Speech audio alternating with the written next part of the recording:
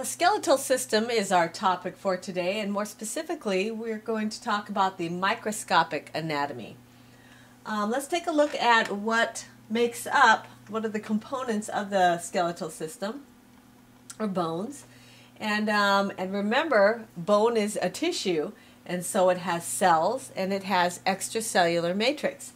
But what are the cells? Specifically, we have osteoprogenitor cells, and osteoprogenitor cells are stem cells located in the outer layer and inner layer of the bone that can give rise to new bone cells. We have osteoblasts, and which are specialized bone cells that build up bone, okay, or make bone, produces bone. We have the osteoclasts, which do the opposite. They break down bone.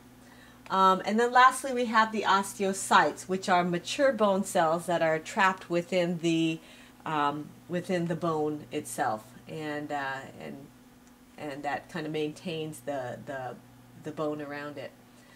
And these osteoblasts and osteoclasts are active throughout our lives at different rates. They either build up or break down bone. So when we're young, the osteoblasts are more active, and so we're building up bone more than we're breaking down bone. But as we age, the osteoclasts are more active, or the osteoblasts are less active, and we begin to break down more bone than we build up. And so throughout our life, we have this constant balance of these different cells. The matrix in bone has two parts. There's an organic part, which consists of collagen and ground substance, and that provides flexibility for the bone. The inorganic part is composed of hydroxyapatite, and hydroxyapatite is phosphate, or they're crystals, and calcium phosphate and calcium hydroxide form these crystals, and together they're called hydroxyapatite. And this gives it its hardness. The inorganic part makes bone hard, and so we have these components that make it a little flexible, yet very, very hard. And if we were to get rid of the organic part, we're left with the hydroxyapatite part, which is very hard but not very flexible. It can be broken easily. The inorganic part, if we get rid of the inorganic part and leave the organic part, we have a rubbery bone, a bone that's very flexible but not real hard. All right, so let's take a look at the structure of bone. And there are actually two types of bone structure in a bone. And the first one is called spongy bone, and it's named for what it looks like.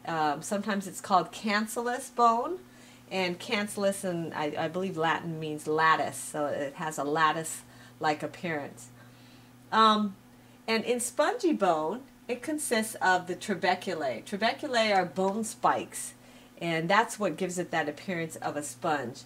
And this type of bone is highly vascularized, so there's a lot of blood vessels in that area, and it's strong, yet lightweight. Okay, so this spongy part of the bone still has strength to it, but it makes bones very light. Okay, otherwise we'd be really heavy. All right, so let's take a look at the second type of bone structure, which is a bit more complex.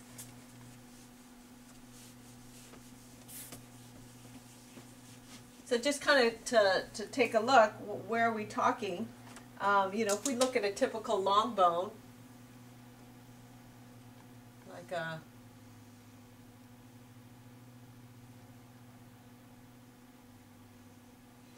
like a humerus there, we have the spongy bone, which is located here. So it has like a very lattice-like looking structure here. And then the compact bone, we have the spongy again on the ends here, and we'll talk about the structure of this bone.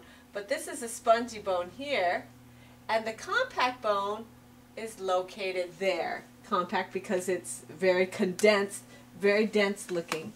And this part of the bone, the compact bone, is, so this is actually, I think, B, 2B.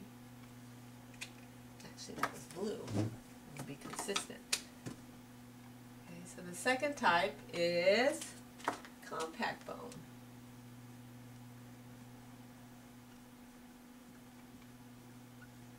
Again, and that's this area here. Now, compact bone is composed of cylindrical units. All right, so there's units that are like cylinders that run the length of this compact bone, and these cylindrical units are called osteons.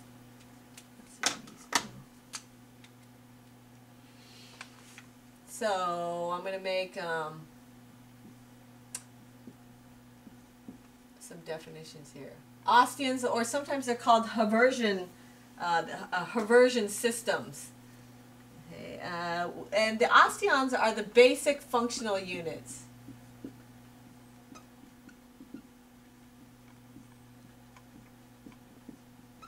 Of compact bone. Again, they're like long cylinders that run the length of that bone. Okay. Now I'm going to draw a picture now of an osteon. Okay, and again, and you have a whole bunch of these osteons that are running the length here, but I'm just going to draw one. So I'm going to begin here. There's a central region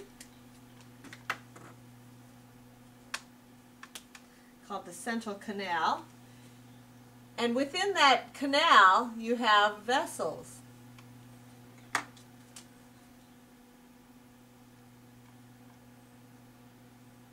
That are found running the length of that, and also nerves. So vessels and nerves that are found on the inside. Let's see, I'll make a nerve block.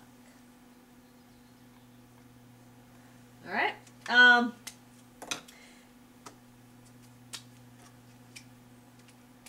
Okay, and again, remember I said there's cylindrical units. I'm going to make little openings, little holes.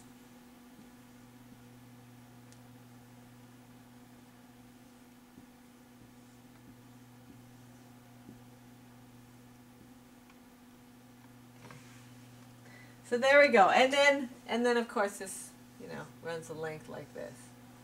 Okay, so these are the cylindrical osteons that run the length. So this central region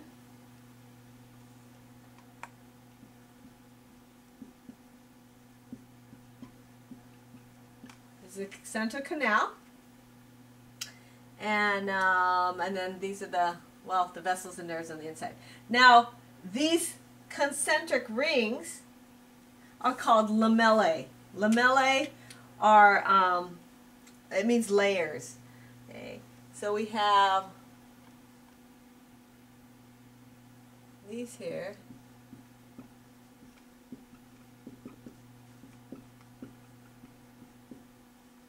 Lamella for singular. Okay, and so this is the bone tissue, the bone structure that's laid down in these ring-like structures. And within them lie the, I should make it red, I'll make it black. Lie the osteocytes. The osteocytes are the mature bone cells that get trapped within these little spaces there. Now these spaces are called lacuna. Let's see.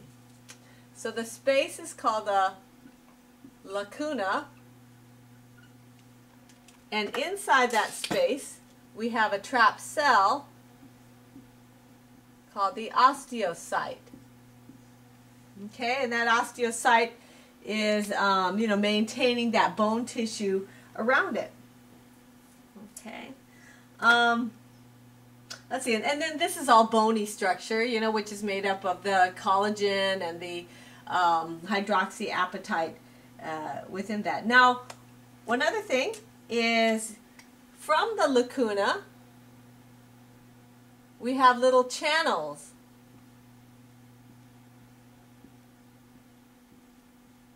like this.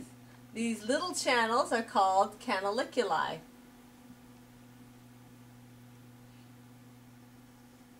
Little canals. Canal, iculi. Okay, and they allow these osteocytes to get nutrients and to communicate amongst themselves. All right, now there are many osteons that are found running the length of the compact bone, and so we have a whole bunch of these osteons like this, and surrounding all the osteons we have some more lamellae, and these are called circumferential lamellae. So how am I going to do this? Okay. So we have more osteons like this that run the length, and then surrounding the whole compact bone, or on the outside here, we have circumferential around the circumference.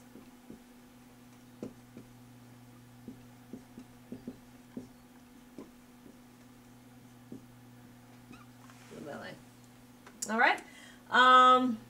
One other thing, there's some other canals that allow blood vessels to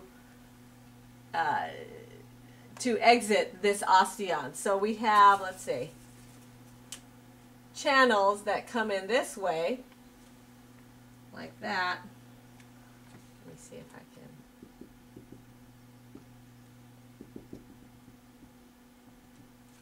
So the blood vessels then can communicate with the outside world like this. Okay, and this is called a perforating canal.